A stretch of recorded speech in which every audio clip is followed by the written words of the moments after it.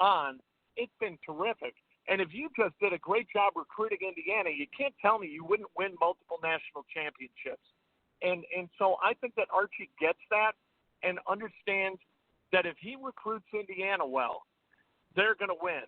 And recruiting Indiana well needs to be job one, because if you go out and you recruit like Tom Crean did after he burned all the bridges in the state of Indiana, and you got to go get guys from New York and Massachusetts and Virginia and all over the place, you can't point Indiana out on a map.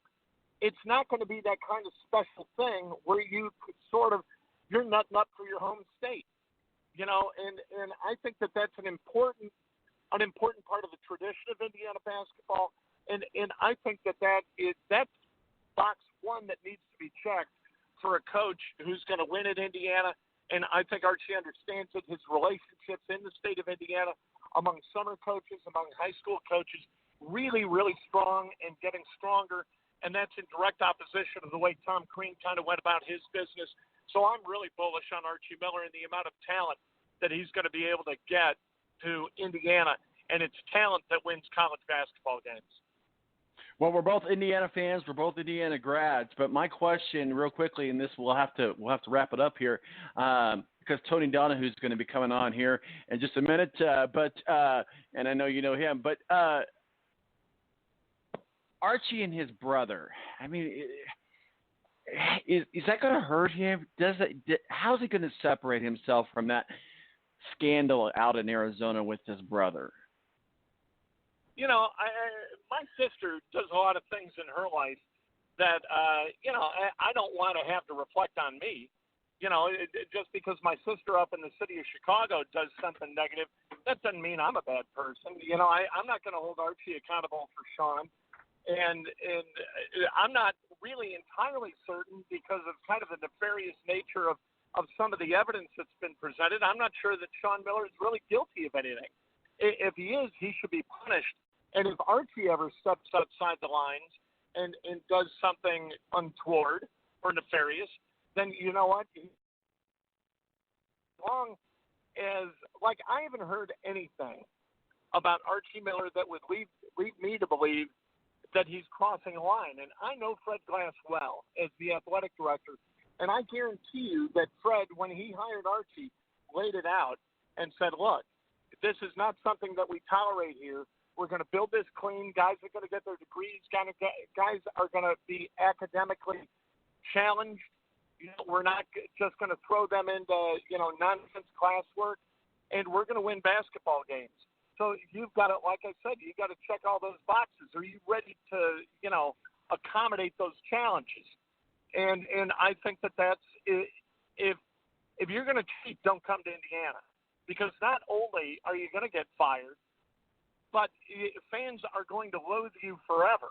Like, nobody wants Kelvin Sampson back at Indiana. Kelvin Sampson's a hell of a basketball coach, and he's winning his ass off at Houston, but nobody wants him back because he's a cheat. And we know that he's a cheat. And he failed to perform at a level without cheating that brought kind of respect to Indiana. So now, because of Kelvin Sampson, we've got to say, you know what, not only are we a run-of-the-mill basketball program, but we're not averse to crossing a line. And that bothers me. And we can't have that. And that's not going to be tolerated. And I think that Archie absolutely knows that. Kent Sterling of KentSterling.com. Kent, my favorite thing to ask everybody before I let them go, where can people find your work in the masterpieces? But I know they can find you at KentSterling.com, but where can people find your work in masterpieces, sir? Well, you can do that. And then on SoundCloud, we do 2 daily podcasts. Every morning, every weekday morning at 8 a.m., we've got Breakfast with Kent on Facebook Live. And about quarter after 8, it's on Periscope Live. And then on SoundCloud, you've got Sports Nothing But Sports that drops every day by 3 o'clock. And usually we got a great interview on there, and we have a lot of fun. Well, awesome. We miss hearing you here on the local airwaves. Maybe that'll return again soon. But either which way, keep up the good work, buddy. I appreciate it, Tom. Thanks very much. Thanks. Kent Sterling, KentSterling.com. Love having him on. My name is Tom Marquis, El Presidente. We'll be back with Tony Donahue at 1070 Fame. Going to continue a conversation about just the Indy 500, and, of course, sports. 917-898-8516. My digits. We'll be right back. Tonight, I just want to take you away. Throw your hands up in the sky. Let's make this party alright.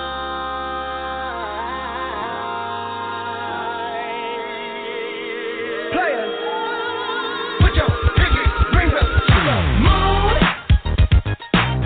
Girls, what y'all trying to do?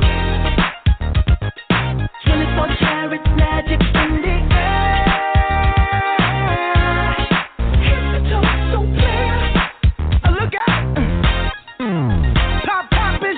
The Air National Guard is a reserve component of the United States Air Force and serves alongside active duty Air Force members in times of a national crisis. In addition, the Air Guard serves the state and local community in a wide range of capacities.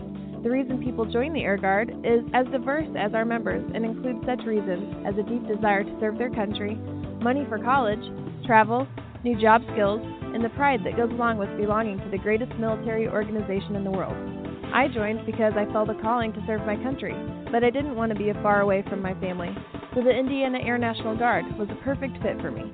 With over 95 different career opportunities to choose from and 100% paid college tuition to any state-funded college, why not give us a call?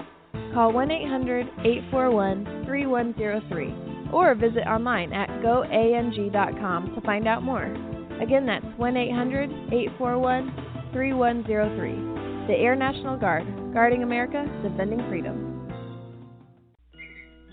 It's double trouble, double the fun at African Safari Wildlife Park in Port Clinton, Ohio. See the largest antelope on Earth, the giant eland, and the ugliest creature on Earth, the African warthog. There's so much to see and do, including the Midwest's only drive-through safari. Feed the animals, see live educational shows, feel the excitement. Have your picture taken with a python or cockatoo. Feel the adventure.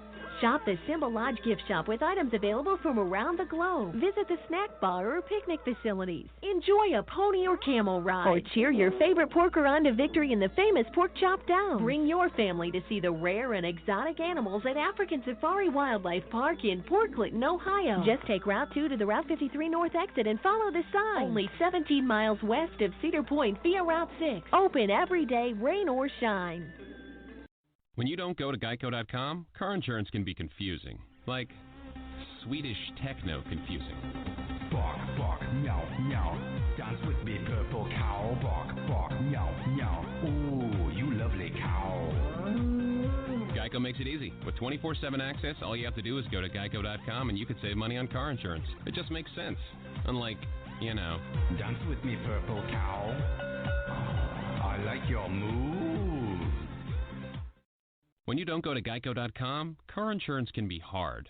Like early 90s heavy metal hard. I'm yelling and screaming and I'm loud. Roar. Geico makes it easy. You can review and update your policy or report a claim on Geico.com or the Geico mobile app. Because shouldn't we all have a little less stress in our lives? I'm not even upset about anything.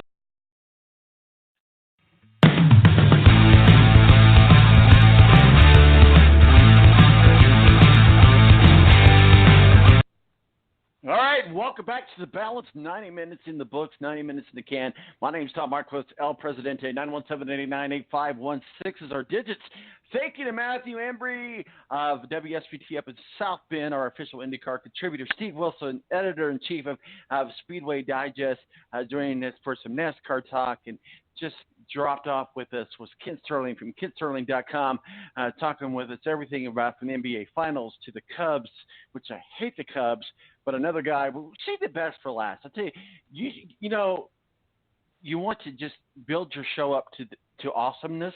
So joining us now is the completion of an awesome show, Tony Donahue for the first time. Tony D, how are you, sir? You know, I too hate the Cubs, so that makes two of us. Hey, I thought you were from up in the region, so I was afraid maybe you too like the Cubs, but I'm like the lonely White Sox fan that got to see his team win in like 05, and Been dreadful ever since. Hey, that's right. You know what? You're a White Sox fan, and you're not even a gangster. So there we go. But maybe you live that gangster life. Tony, welcome to The Balance. First time on with us. We appreciate you taking some time to join us. And I wanted to talk with you a little bit. Last week, I apologize we weren't able to connect about the Indianapolis 500. But, hey, we could recap the Indianapolis 500. Talk with us about the month of May. I mean, we obviously titled the show Simon Says this month. But Simon Pagenaud and Team Penske seemed to dominate the month of May. But walk us through. I know that you for those that don't know, I know we're a national show. You work for the local affiliate that handles IndyCar and the Indianapolis Motor Speedway. You were out there all month. I think you had a cot out there in the media center. I'm pretty sure you did. Cot said Tony D. You covered it all. So what were your takeaways from the month of May in Indianapolis? Well, like you said, I think the first thing was Simon Pagenaud, who kind of needed a good month because he'd struggled coming in and compared to Penske standards, last year didn't have the best of years, even though he finished the last 10 races inside of the top 10. But the rumor mill had kind of been circulating, okay, is Alexander Rossi next to get that ride? Simon can't step it up. And then he won the Grand Prix and then was, the pole day, you weren't sure if anybody's going to be able to knock off Ed Carpenter going in. And then Ed was sixth after Saturday and then ended up on the middle of the front row, and Simon was on the pole. And I kind of shy away from picking a pole winner in the 500 because it hadn't happened since 2009, so it had been 10 years. Right. But that duel to the finish kind of made the race more exciting than I think maybe what it was, because really there was only two drivers that had a chance to win on Sunday. That was Rossi and Pagenaud. And I think that red flag really set them up for that shootout because those are the only two drivers. So at least you had the best two drivers of the day battling for the win at the end. But they're going to have to do some working on some things. The cars are going to look totally different next year when you have, the new safety features where you're basically enclosed into the cockpit. It looks like a car that Hot Wheels created for kids, right. Like a futuristic looking car. But, if you want to continue to grow the 500 like it has been, I thought NBC did a great job, but you got to get back to the racing from the original DW12 chassis from 2012 to 2017. Because the bottom line last week was, there was a lot of passes through the field, but people want excitement up front. People want that passing up front. And the last 2 years, there's only been two drivers that really had a chance to win these two races. Because on Sunday, there was nobody else going to win except for Rossi or Pagenaud. I know Sato finished third, and I was a little confused on what exactly happened and how he moved himself up so quickly because it didn't seem like he was a contender at all. And when he came out of that red flag, all of a sudden he's fifth. I thought it was a great month. It was exciting. The weather held off on race day. We didn't really have much weather throughout the month. There was some cold and rain conditions during the Grand Prix. There was some rain on one of the practice days, but overall a great month. I thought NBC did a good job. Race day was awesome. Probably the best flyover anybody's ever seen. And all of a sudden, just like that, they're back in Detroit for a race later today. You know what? You mentioned that flyover. That flyovers always give me goosebumps, but that really gave me the goosebumps. And when they circled back around, and I hang out in turn 4 because, the media center is nice and all, don't get me wrong, but I like to hang out in turn 4. I maintain my professionalism. I'll say that professionally on the air.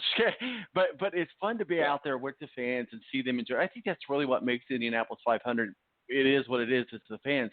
But to see that flyover come back around and then basically shoot up like a rocket ship right above turn 4, amazing. It was an incredible event.